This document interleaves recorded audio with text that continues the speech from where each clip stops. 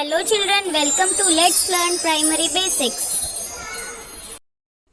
प्यारे बच्चों, मेधावी की परीक्षा की तैयारी के लिए आज देखते हैं मैथ्स के कैसे क्वेश्चंस आते हैं और हमें उन्हें किस तरीके से हल करना है। यहाँ पर एक संख्या दी गई है और हमसे पूछा गया है कि इस संख्या में ऐसा कौन सा अंक है जिसका स्थानीय मान और अंकित मान एक जैसा है। अब स्थानीय मान होता है प्लेस वैल्यू और अंकित मान होता है फेस वैल्यू। तो ऐसा कौन सा नंबर होता है जिसका ये दोनों चीज़ें प्लेस वैल्यू और फेस वैल्यू एक जैसा होता है। तो यहाँ पर जो इकाई की संख्या होती है, जो वंस की डिजिट होती है, उस अंक का हमेशा प्लेस वैल्यू और फेस वैल्यू सेम होती है। तो यहाँ पर इकाई का अंक है 5, वंस की डिजिट है 5, तो यहाँ पर इसीलिए हम 5 पर सही का निशान लगाएंगे। बड़ा आसान है। आगे देखते हैं। यहाँ पर एक पिक्टोरियल रिप्रेजेंटेशन है या कह सकते हैं ये एक चित्र दिखाया गया है।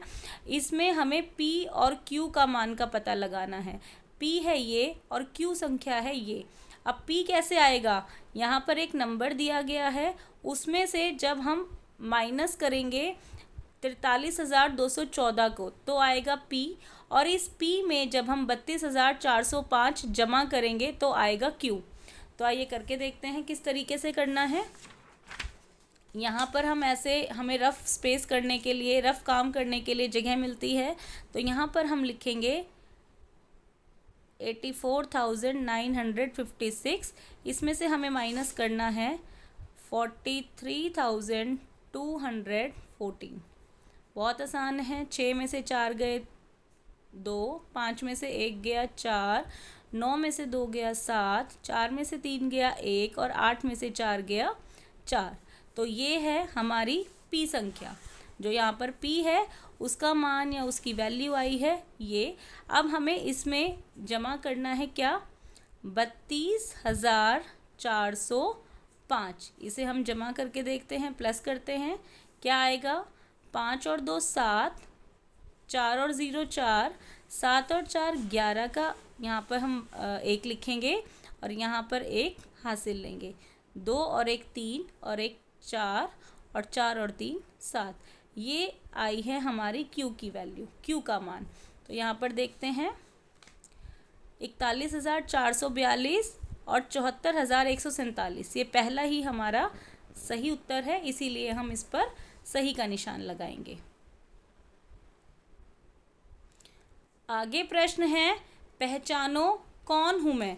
अब यहाँ पर 4 क्लू दिए गए हैं जिनके आधार पर हमें ये संख्या पहचाननी है कि कौन सी संख्या है जिस पर ये सारे क्लू सही जा रहे हैं। मैं एक 4 अंक की संख्या हूँ, तो यहाँ पर हम देखेंगे सभी संख्याएं 4 अंक की हैं। अगला है, मेरे सभी अंक अलग हैं। यहाँ पर हम देखेंगे हर संख्या में सभी अंक अलग हैं। इससे भी नहीं समझ आई संख्या। उनका योगफल 20 है, मतलब इन सभी को अगर हम जमा करेंगे तो 20 आएगा। और एक और क्लू है, सैकड़े का अंक इकाई के अंक का 2 गुना है, मतलब ये वाली जो संख्या है इसका 2 गुना है सैकड़े की जगह पर जो संख्या है। आइए देखते हैं। यहाँ पर 4 है इकाई की संख्या, लेकिन उसका 2 गुना 7 नहीं होता, तो ये संख्या नहीं है।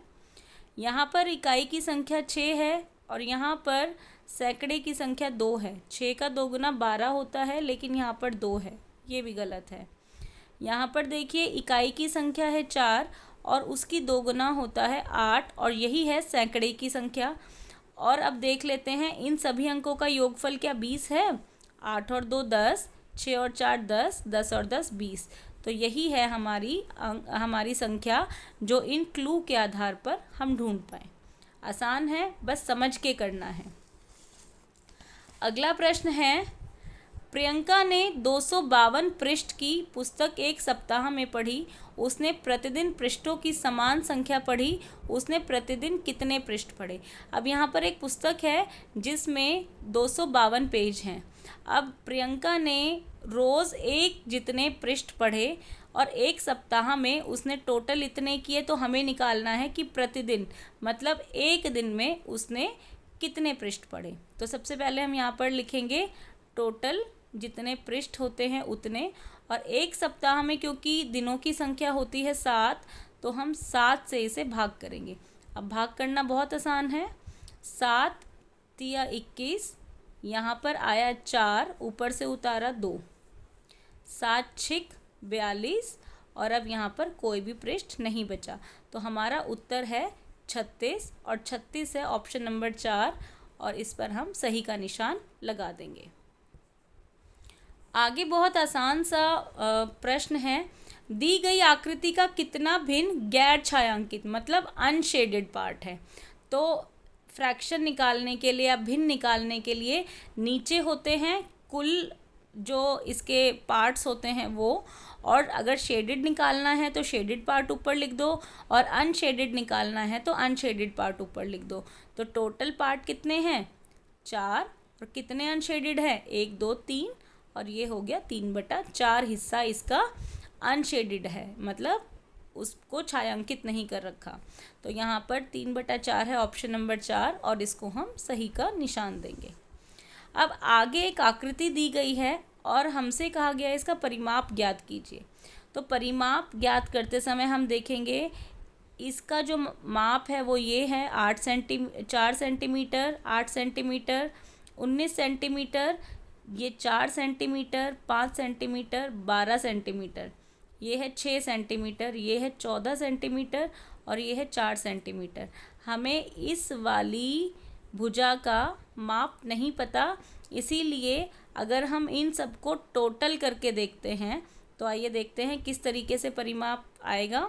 8 और 4 12, 12 और 4 16, 16 और 5 21, 21 और 19 40, 40 और 14 54, 54 और 4 58, 58 और 6 64, और 64 और 12 76। तो यहाँ पर 76 कहीं नहीं दिया गया, इसीलिए इनमें से कोई नहीं, और हम पूरा इसलिए भी नहीं निकाल सकते क्योंकि इसका माप हमें नहीं पता।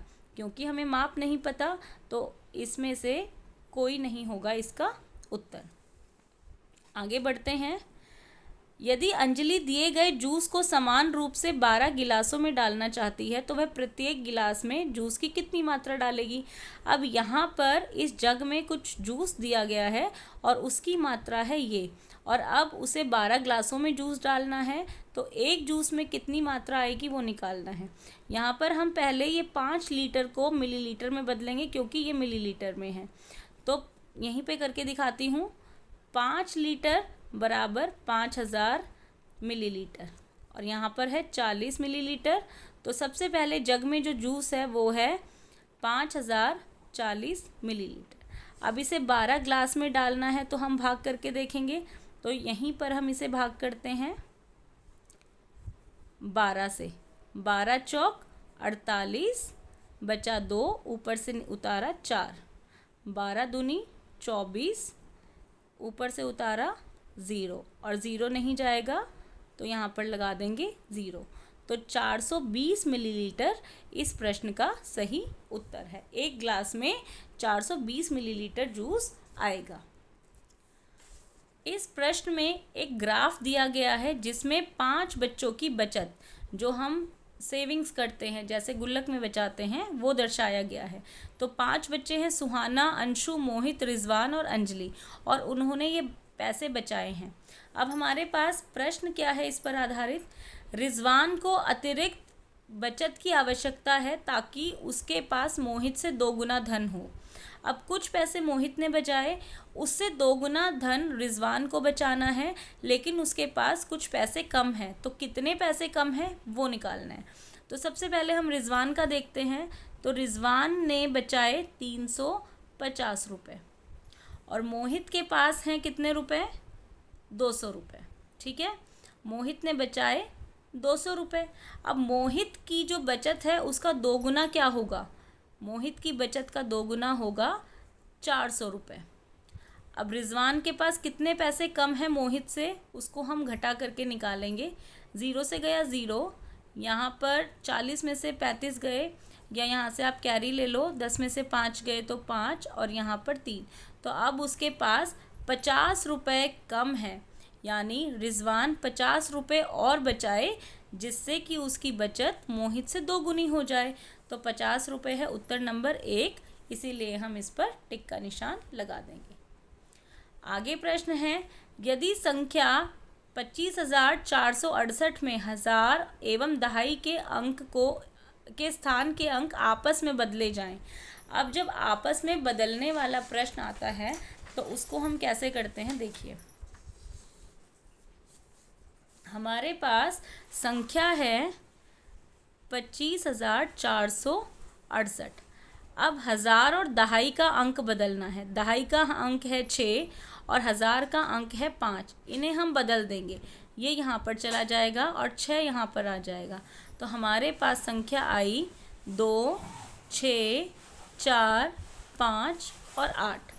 अब हमारे पास प्रश्न क्या है? प्रश्न ये है कि वास्तविक संख्या नई संख्या से कैसी है। तो जो वास्तविक संख्या है, जो मतलब पहली संख्या है, वो नई संख्या से छोटी है या बड़ी है। तो पुरानी संख्या है ये और नई संख्या है ये। तो हम यहाँ पर देख पा रहे हैं, ये है 25,468, ये है 26,458। तो वास्तविक संख्या नई संख्या से छोटी है, तो इसीलिए छोटी है पर हम सही का निशान लगाएंगे। अब आगे प्रश्न है, तिथि 2 फरवरी 2025 के 60 दिन बाद क्या तिथि होगी। तो इसमें हम गिनकर निकालेंगे। देखिए फरवरी में कितने दिन होते हैं, 2025, क्योंकि लीप वर्ष नहीं था तो 28 दिन होंगे। अब 28 में से 2 दिन तो घटा दें, 1 और 2 तारीख, तो यहाँ पर हमने 2 दिन घटा दिए। फरवरी के दिन है 26। मार्च में अभी चल रहा है, आप पाएंगे मार्च में होते हैं 31 दिन। तो यहाँ पर कितने दिन हो गए, 6 और 1 7, 2 और 3 5, 57 दिन। लेकिन हमें करने हैं 60 दिन, तो 31 मार्च तक तो आए 57 दिन, 31 मार्च तक। इसके बाद हमें 3 दिन और जोड़ने हैं, 1 अप्रैल, 2 अप्रैल और 3 अप्रैल। तो अब हम पाएंगे कि 2 फरवरी 2025 के 60 दिन बाद तारीख होगी 3 अप्रैल, और हम यहाँ पर 3 अप्रैल पर सही का निशान लगा देंगे। तो आशा करती हूँ आपको ये मैथ्स के प्रश्न कैसे हल करने हैं समझ आया होगा। ऐसी और वीडियोस देखने के लिए आप चैनल पर जा सकते हैं। चैनल पर नए हैं तो सब्सक्राइब कर सकते हैं, क्योंकि आप बच्चों के लिए बहुत सारी काम की वीडियोस हमारे चैनल पर उपलब्ध हैं। Till the next video, keep practising and stay healthy. Bye bye.